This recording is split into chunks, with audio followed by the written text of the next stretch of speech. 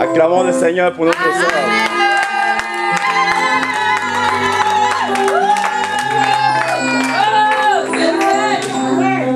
Alors moi j'avais un témoignage.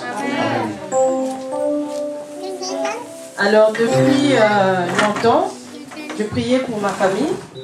Donc je demandais au Seigneur de me montrer qu'est-ce qui n'allait pas.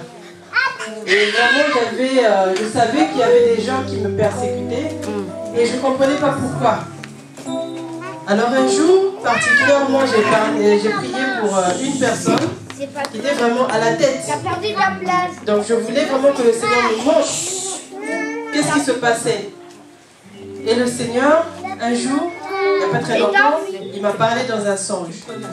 Alors il me montre que cette personne avait emprisonné des gens, donc des membres de ma famille. Elle avait fait plusieurs choses. Elle avait emprisonné des gens, elle avait comment on va dire, envoûté aussi. Elle avait fait beaucoup de choses, Et le Seigneur me montrait qu'elle se trouvait dans un endroit, et autour d'elle, il y avait du monde, et il y avait un grand feu, et elle n'avait pas du tout le choix. Elle devait en fait sortir tout ce qu'elle avait. Donc elle sortait des noms, elle sortait tout ce qu'elle avait fait par personne. Tout ce qu'elle avait fait par personne, comment elle avait emprisonné les gens. Et le Seigneur continuait en fait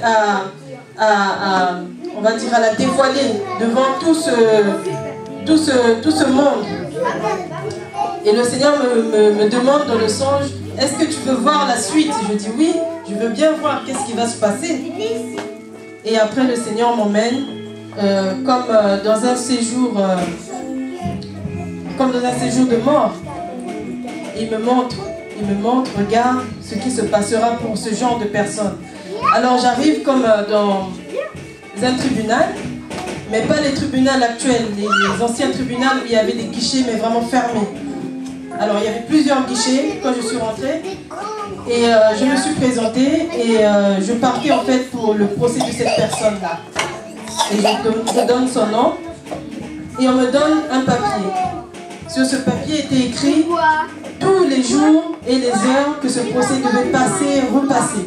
Donc si je devais rater un jour ou une heure, je pouvais revenir pour assister à ce procès-là. Et après, il y a comme un ange qui me guidait et qui me dit rentre dans cet ascenseur-là et je vais te conduire. Alors je monte dans l'ascenseur, j'arrive, je monte.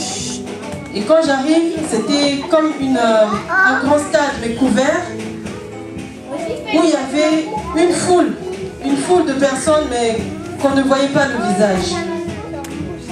Alors je me demandais qu'est-ce que je faisais là.